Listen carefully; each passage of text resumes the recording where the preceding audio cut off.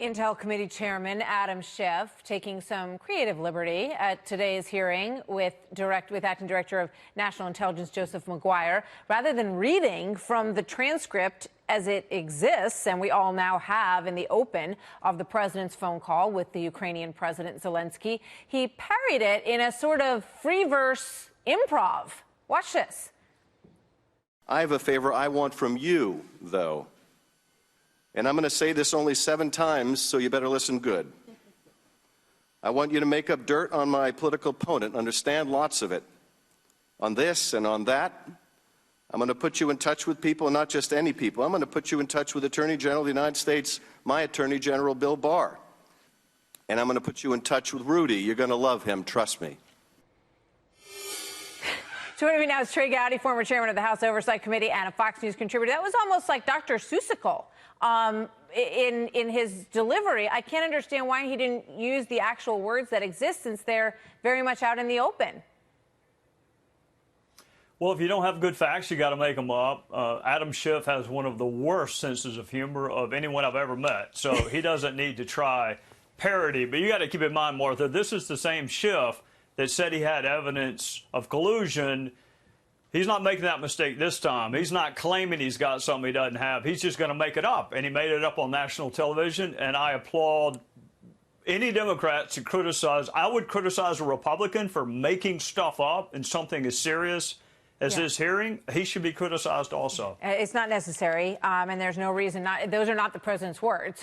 Those are his words, and it's so important in this midst of this investigation that we actually deal in the facts. There's an assessment in the New York Post today by Fred Fleitz, who was in the CIA and who's now, speaks on here and elsewhere about intelligence issues. He says that the language of this complaint to him seemed very sort of calculated, very legal, that maybe he had outside help, that the language in it was very legal.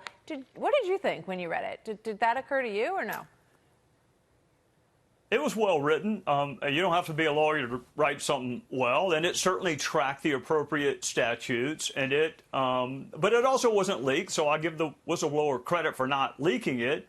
I mean, there are 3 allegations. The president misused his office. Number 2, that they mishandled the phone call in the aftermath. And then this kind of unusual, or their perception that it's unusual that a president would ask the Attorney General and Mayor Giuliani to investigate potential corruption. So those are the 3 allegations, but the transcript actually addresses 2 of those 3 pretty well.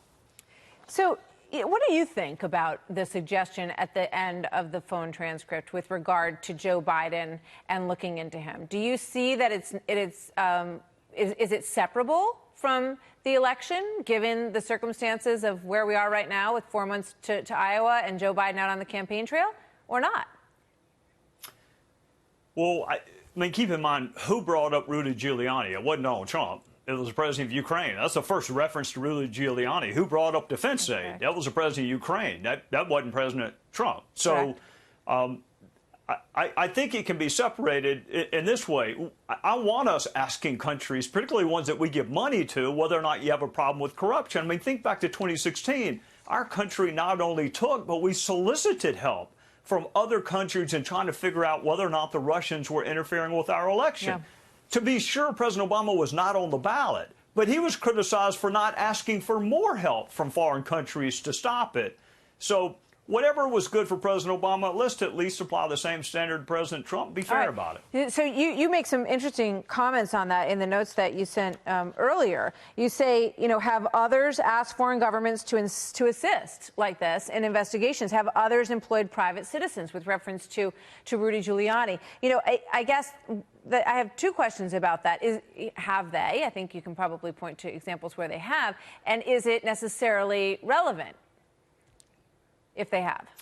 Well, I mean, I think it's relevant that we treat people the same. I think it's relevant if our government asked for foreign assistance in the 2016 election and President Trump is asking for foreign assistance to keep corruption, or there's no statute of limitations on corruption. I mean, Joe Biden, whether he's the nominee or not, he was the vice president. I'm not prejudging anything, but if any vice president tries to assert influence to stop an investigation, I mean, I think your viewers ought to know about it. In terms of hiring private citizens, Daniel Richmond leaps to mind. Comey's friend. Understood.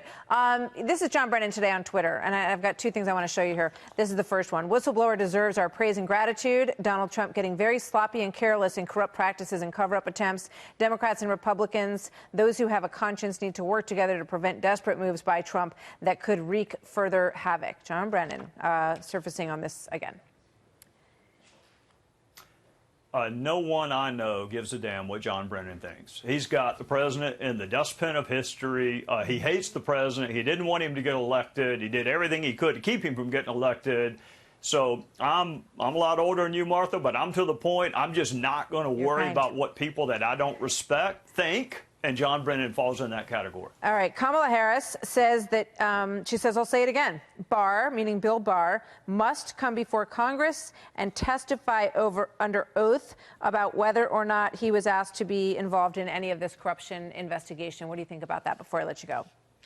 Very, very disappointed that a prosecutor does not understand. Jim Comey also wanted that server. The FBI wanted the server. So why is it okay for Jim Comey to want the server, but the Attorney General? Look, I know she doesn't want him to be the AG. I know she didn't vote for him, but he is the AG. And the president has the right to ask the Attorney General to go get evidence of a potential crime. Comey did it. The DNC just didn't give it to him. So yeah, I mean, that seems like exactly the place that you would go. If the server was good enough for Comey. Yeah, if you want to do an investigation, you want to coordinate with another country, you would want to involve your Department of Justice, clearly, correct?